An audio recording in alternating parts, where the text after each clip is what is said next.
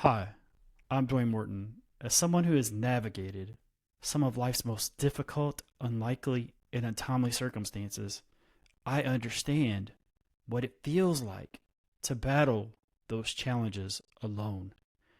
That's why I created Show Up to Heal. This podcast is for the people who feel unheard, unseen, and unloved. This is where you can come and hear true stories and where man can have real conversations. But most importantly, this is a place where we're creating a community so you can feel supported. I want you to feel in this community that you are seen, heard, and loved. And if no one else has told you today, I love you. Welcome to Show Up to Heal. I'm Dwayne Morton, Mr. Show Up to Win himself. And this is Show Up to Win presents Show Up to Heal. I am so happy that you have joined for another exciting podcast episode. This is going to be podcast episode 7 with Nic Collins, and just an incredible human being, incredible man who does man things, likes to hike and challenge himself and be outdoors, and so, but also has an incredible personality that, and emotional awareness that I would love to just wish everyone to have. So I'm gonna bring him up so I can. How you going, Nic? I'm gonna read your bio and then we'll get started. Sounds Nic great. Collins. Nic Collins is a public speaker, mental health professional, and author with a passion for helping others live with authenticity, confidence, and alignment. He is a certified rehabilitation counselor and Maxwell Leadership certified speaker, coach, and facilitator. Nic's message blends his own lived experience, professional training, and insights from 20 years in corporate America in a storytelling, relatable format. He is the creator and co-host of the Constant Quest podcast and curator of the Constant Quest Man's Gathering in the mountains of North Georgia, focusing on community, connection, and growth. He is the author of Advance, Discover, Alignment, and Authenticity by living in concert with your situation. Nic Collins, man, I appreciate you being a part of this. How does that Ye- feel when people share your? I mean, there's a humbling aspect of it. Yeah, for sure, man. I appreciate the intro. It is, yeah, it's still surreal in some ways, man, but it's just a progression of growth, and it's exciting to hear somebody read that about me and know that the work is important and I've got to continue to keep going. But I'm excited to be here, man. Thank you so much for having me on the show. Yeah, absolutely, man. So you are the first like true mental health professional that I'm aware of on the podcast, and so the first question is going to be about men's mental health awareness. Like, what do you feel like what we're doing right and or correct, and then what do you feel like what we're doing wrong, and are Ooh, we doing everything wrong? wow. Yeah, that's a loaded question right out of the gate. I love it. I'd love to dive right into it. And I'll just say for me to become a mental health professional was probably rooted in the fact that I wanted to become what I needed. There were a lot of, I have my own mental health journey with depression and other things. And I had a good experience in counseling, so I wanted to become a counselor for that reason. So I went back at 40 years old to get my master's and become a therapist. I was in the corporate world for almost 20 years before that. So that's what landed me there. And I do think we're doing a lot of things right. Dwayne, I'll start with that. I think that, well, mental health in general, at large, I think we're doing a better job talking about it. I think it's less stigmatized now than it was even 5 years ago, certainly more than 10, 15, 20 years ago. So that's a huge step in the right direction. Um, I think that it's difficult with social media. It's a challenge because everyone's an expert at everything.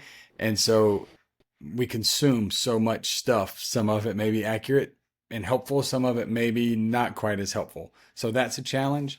And then I will say for men specifically, since that's what we're talking about here, is that similarly to the overall population, we've grown so much in men's mental health because it's more common to talk about it.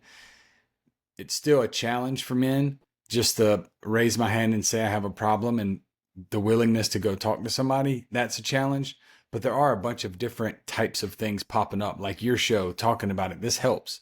We have a men's retreat. I think that helps because there's less pressure to feel like you're going and sitting on the couch in therapy. That's still hard for a lot of men to do that. And I'll say in industry, in male dominated fields, suicide rates are still climbing. And so we're not doing everything right yet because that's a big challenge that we have.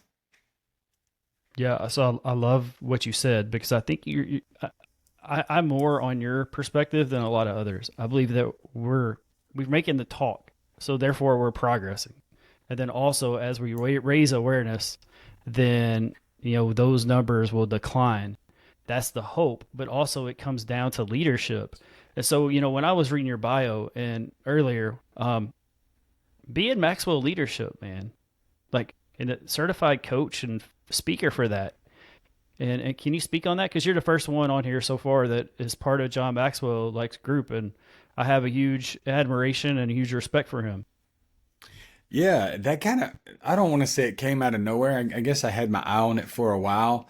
I do a lot of public speaking now. That's kind of my primary thing that I lean into. I do some therapy. I also do coaching. So when I got done with my master's to become a therapist, I thought, how could I round this package out of what I'm offering? Because coaching is an avenue where a lot of men will raise their hand and be like, okay, I can improve, I can get better, and I won't be looked at in the same way as if I did counseling or therapy. So I thought the coaching was a good option. Now, coaching and therapy are different. There are differences. There are also some similarities. And if a guy is more willing to be coached than to come sit in therapy, then I'm all about that. So I did the training with Maxwell. I went to Florida for a 3-day event to get my certifications after I did all of the modules for months and months before that. But yeah, it's a really cool thing to kind of round out my portfolio, I guess I would say. Learned a lot about speaking, facilitating certain assessments, and coaching. Yeah. Yeah. So the other thing I want to share is also the part with you have these certifications, but you're also life certified too. That's the other aspect is there is stories that actually, can you just kind of share a little bit about the stories, but also how those built into you to where you wanted to get into certifications and really help people? Absolutely, man. I don't know that there's any better teacher than lived experience. I think that that's really important. I mean, I wish everyone out there didn't have to go through some of the things that I went through and that a lot of us go through. I wish we could skip that part. But it did inform my perspective on a lot of things. I mean, I was in the corporate world. I was burned out. I was stressed out. I was depressed. I thought I was never good enough at anything. I had a lot of those things from childhood: inferiority complex, imposter syndrome, and they nagged at me for a long time. Then you weave substance use into that.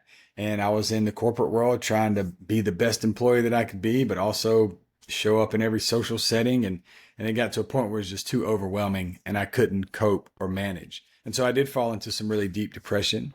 I did have some suicidal intent and suicidal ideation for a long time, into my 30s. And so finally that came to a head and I started to see a therapist myself. And I say that I had like a decade-long bout with self-exploration and understanding what makes up me. I stripped it all the way down to the bottom and then rebuilt the person that's sitting here in front of you.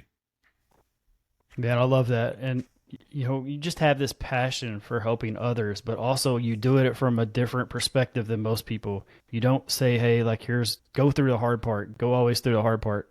What you do is you actually tell people to live authentically and also be able to be in alignment. Can you share a little bit about what to you is authenticity and what is alignment for you? Yeah, I think that again that comes rooted in my own lived experience. I felt like I was supposed to show up as this certain version of me in different capacities, whether it be at work or as a son or as a brother or as a partner or as a friend. I thought that I had to fit this certain mold all the time. I didn't feel like I was showing up as myself. I'm sure that you can relate to that in certain ways. I'm sure a lot of people listening can relate to that. It's like, oh, I'm going over here. Well, I better look this way or present myself this way or dress this way. And over the long haul, that's not sustainable. It's not healthy if we continue to show up in environments masking who we truly are, because that just builds and festers and we build resentment. And it's hard because we only have one life and we're here as us. Man, how sad if we don't ever learn how to express that and live in authenticity. So when I talk about authenticity, I think it's kind of taking the reins on your own life and being true to yourself and living the way that you really want to live in your soul, not the way that you're quote unquote supposed to live by some external, validation or reason, whether it be work or partnership or family or whatever. We can learn a lot in those areas, but ultimately, man, this is my life, Dwayne. This is my life, and I want to be me, and I want to be comfortable expressing that. You know. It's amazing when you're able to be in that situation and be able to say, hey, this is me and this is how I live my life, and be able to really stand, 10 toes on it. Like, I feel like so many people, that's where they struggle into that inferiority complex and things like that. So I appreciate you really giving me your perspective on it. And, one of the things too is that you're an author also. And, your book, Advance, Discover Alignment and Authenticity by Living in Concert with Your Situation. Can you kind of give me the aspect of like living in concert with your situation? I mean, first of all, being a first time author, I mean, it's a big deal. Like, I mean, look behind me. Like, that is probably one of my biggest achievements. How was that book for you? And then also how what is that living in concert with your situation? Yeah, I appreciate you asking that. A couple of years ago, I stepped away from an 18 and a half year corporate career. I was getting a master's degree at the same time. And so I had a little window of time when I was leaving the corporate world and finishing my master's. And so I took a 2-month van trip across America. And when I drove through near where you live, through Western Kentucky, and I went from the East Coast all the way to the West Coast, up the Pacific Coast Highway, and then across the northern part of the country. But I just spent a lot of time on that trip in self-reflection and understanding and deep thought. And I went to a couple shows while I was on that trip. I went to some national parks and different stuff too. But I'm a big music person. So I got to thinking about it. And that phrase kind of hit me when I was on the trip, living in concert, because in concert, it speaks to alignment. If you think about a symphony, how you have all these instruments playing together, or you have a rapper even over the beat, it has to just align perfectly. They have to integrate with each other to produce the harmony, And so I thought about our life in that way. You hear a lot of metaphors about the river with life, and I love all of those too, but I thought about it in terms of music because I'm a music person. And so what that looks like to me is the authenticity piece, man. When you're at a concert watching your favorite band and you're with your favorite person and you're in Red Rocks or whatever favorite venue you have, and you're there and it's like, man, I'm exactly where I'm supposed to be with exactly who I'm supposed to be with, just feeling alive, man, so alive.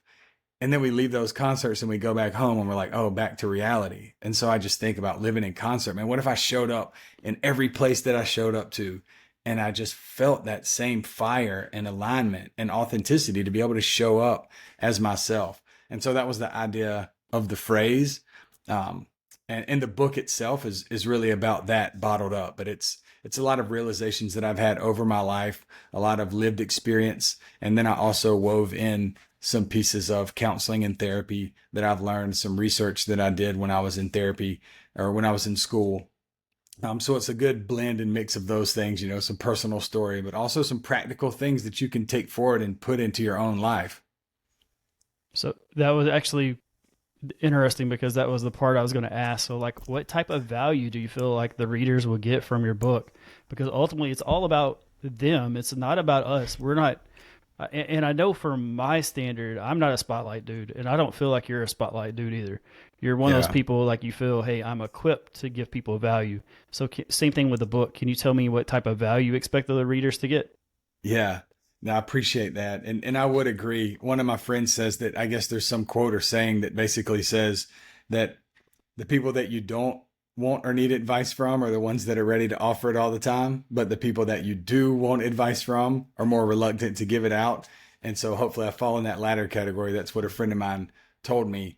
And I think it's because I don't want to tell anybody how to live their own life. I'm open to sharing what's worked for me. I'm open to sharing everything I've learned. I want to be an open book because I don't want to be a gatekeeper and hold any of this to myself. If it's useful for people, man, I want them to use that for sure. But I don't want to tell anybody to live their own life. And I think that's what my book gives people, is that I hope that you live in your true authenticity. I hope that you live life the way that fills you up and makes you feel happy to get out of bed in the morning and feel alive. You know, in professional capacities, a lot of times we have training that may be specific to the industry. I was in the industrial world, so I may go to a conference and learn a lot of stuff about my particular job or company. And that's great. We need those types of trainings. But we also need someone outside of our industry to kind of coach us and work with us or mentor us about like, oh, is this actually the place you want to be? How about the rest of your life? Work is one component. Financial is one component. You know, what do you do socially? What do you do to, you know, that you used to do as a kid that makes you happy and giddy and fuels you? What do you do with your family? Do you take trips? You know, whatever all the other parts are that make up you. You know, there's so many different pieces and parts to our identity. I talk about identity a lot because we get wrapped up thinking we're one thing. I'm a industrial salesman. Well, there's so much more to me than that. But at times I didn't feel like that. So through my book, I want to share that there's so many parts and pieces about you. You should live into the whole human being, the whole part of what makes you up. Yeah.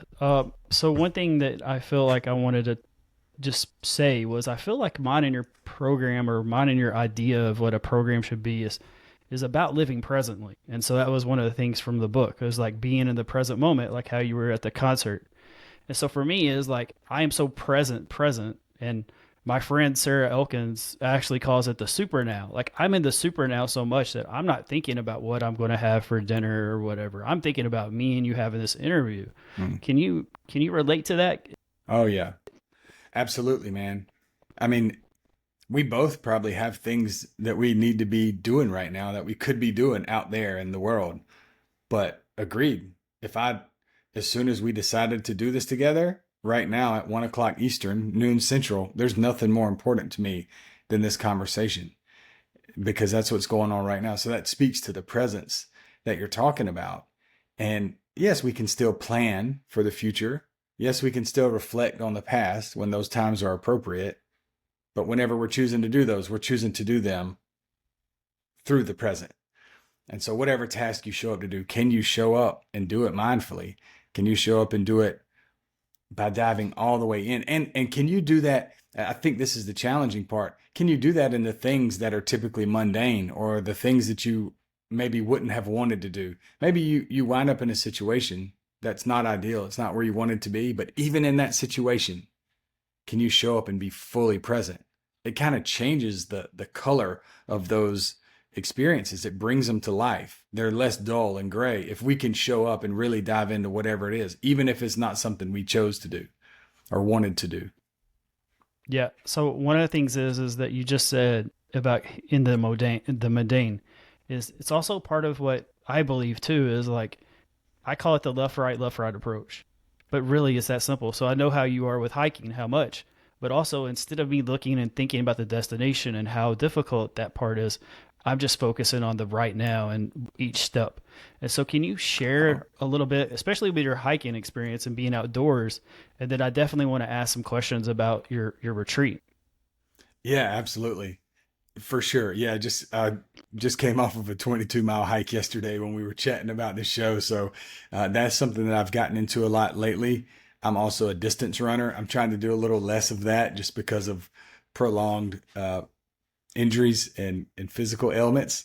But yeah, I'm an endurance runner. And so that speaks directly to that sport. I mean, when you're running an ultra marathon, I've done 7 ultra marathons, which is any distance over 26 miles. If I'm doing something like that, then man, all that matters is right now putting one foot in front of the other and going the next step. There's a lot of this like mind game, like you can just make it to the next mailbox or the next light pole or whatever the thing is. I count to 10 in my head over and over and over again, like to the point where I don't even know I'm doing it. It moves to my subconscious, but it gives me a rhythm and a cadence to follow, which is like what you're talking about, the left, right, man. When I would do that 1, 2, 3, 4, 5, 6, 7, 8, 9, 10, but I do it aligned with my steps.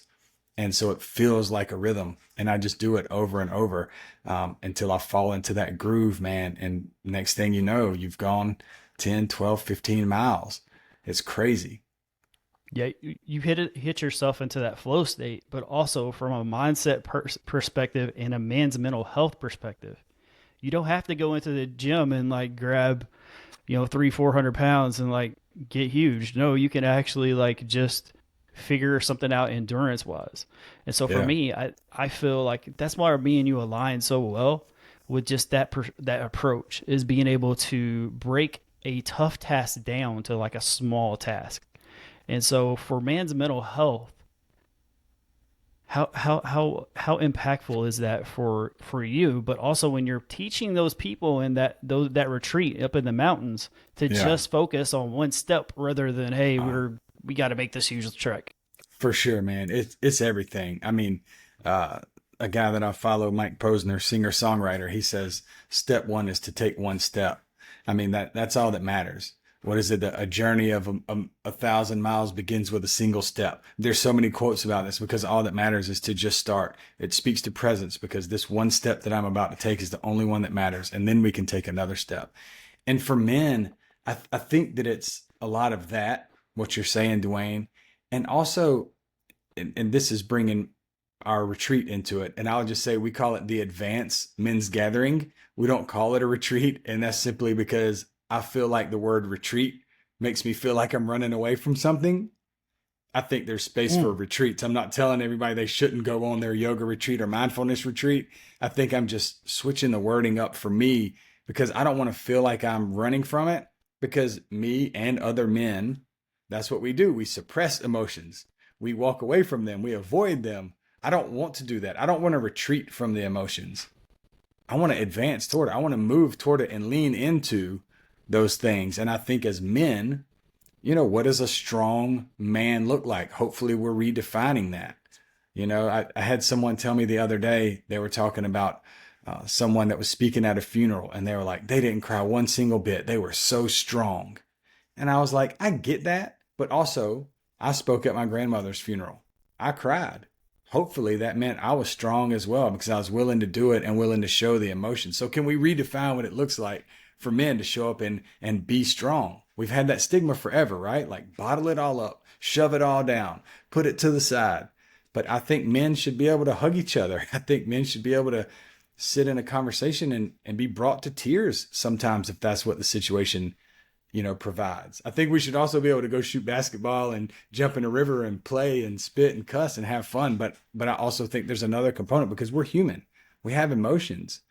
And for decades and probably generations and longer, it's been really hard for men specifically to share those emotions, be okay with being seen as vulnerable. Vulnerability is a strength. Vulnerability is a huge strength. That makes you human. It makes you human. So the vulnerability gives you the bravery and the courage. Like so many people get the brave and courage, but vulnerability is what brings the brave and courage out. So I love your perspective that you just gave, and just how people tell you to be strong, but like being strong is being willing to be there. Most people are running, and the same thing with the retreat part. I hadn't really thought about that. So yeah, it's a gathering. And so for me and you also, it's a little different because we're both communicators. And so sometimes we're looked at differently because we communicate. And so, one of the things that is a note for me is, you're a co-host of the Constant Quest podcast. Can you tell me about how that helps in the man's mental health awareness campaigns and things like that, but also how you can show yourself and be able to be that light for other people? Yeah, it's been such a gift to me to have our podcast. I co-host it with my friend Taylor. He and I have done this for over 3.5 years now. And so a really cool experience that we've had, and we have guests from all types of demographics, several international guests at this point, and it's not focused specifically around men. Although I think to your point that you just said is that it models two men that can show up and get on a podcast and be raw and be real and show emotion. I mean, I won't say that I've cried on more episodes than not, but I've cried on a good many episodes. And it is what it is. If a guest is on there and it brings me to tears, then I want them to know how big they've impacted me. You know, I mean, I think that's so important. And so the podcast is enriched my life in so many ways. And I think what that offers to men, people in general, but I think what it offers to men is that permission. Like, I'm going to show up here and I want to have the courage to feel it all. Like, not too long ago, about a month and a half ago, I went on a 5-day, 70-mile hike where we carried all of our packs, 35 pounds. We brought all of our food. We had to get water out of the rivers and all of that kind of stuff. We camped just out in the backcountry. We were in the wilderness, so pretty scary. And there were 4 of us, and we all went around the night before and we said, what is your intention? Like, what do you want to get out of this? And I said, I want to feel all of it. I want to feel it all, whatever that is. Like, yes, I want it to be triumphant and us to hug each other at the end because we made it. But also there's probably going to be some hard times and some scary times, and I'm going to be nervous and anxious. I want to feel every bit of it. And I want other people to feel the permission to do that as well. It doesn't mean we have to show up and air our dirty laundry and say all this stuff. Some things are reserved for our close circle. Some things are reserved for our partner. But also, we have emotions and we're real people. We can let that show sometimes. And so I want people to feel permission for that. And I hope that we do that through the podcast. Yeah, absolutely. I love the fact that you had that intention, but you also were aware of the nervous system and allowed people to be like, hey, we know this is going to be difficult. There's this emotional part, but also there's also going to be a scary part. But that scary part is going to make you into a better man. And, Nic, I just want to say,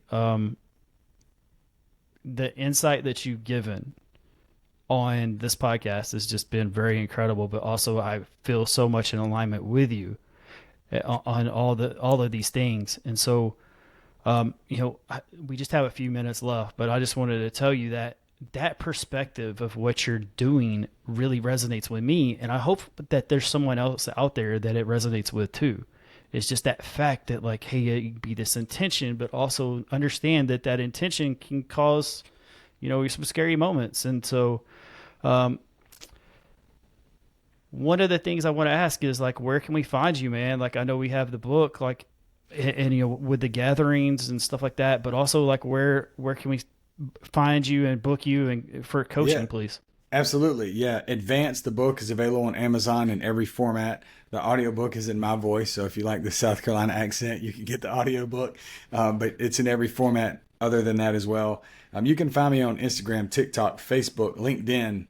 I'm on all of them as either Nic Collins or Nic Collins Authentic. So if you search those, I'm pretty easy to find as far as that goes. Absolutely. And so I want to say thank you to Kat Anna for connecting me and you together. And, she's doing an incredible thing. Yeah, absolutely. And so one thing, Nic, is I announced it on a Facebook Live last night is every week, Kat and my friend Sabrina Johnson are going to do a podcast with me and talking about the things that I learned throughout the week through you guys. So that's something that we're going to do tonight. And so I wanted to shout out Kat, but also tell that part of the story, because I think that's something where people get to see my mind and also see what I get to learn from this. And so it's not just me sitting here and just, asking questions and that type of thing. Yeah. So Nic, man, I just want to say thanks. Like, I really do. I mean, I honestly do not feel like, this is going to be a one-time thing. And I feel like the next time that I do these, you're going to be a part of it. I really think we're going to be a big part of each other's life. And I appreciate you so much, but also appreciate being part of this brotherhood that we've created.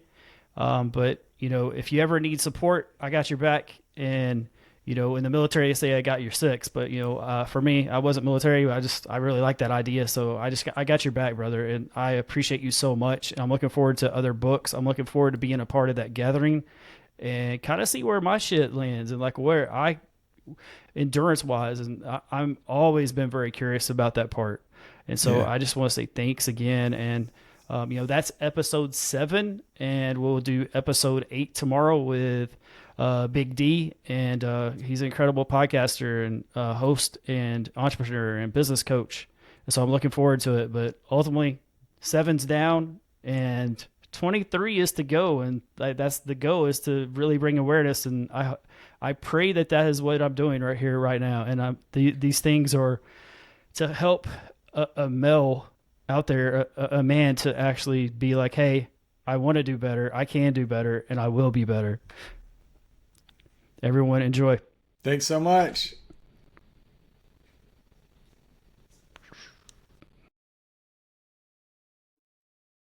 Thank you for watching another episode of Show Up to Win presents ShowUp2Heal.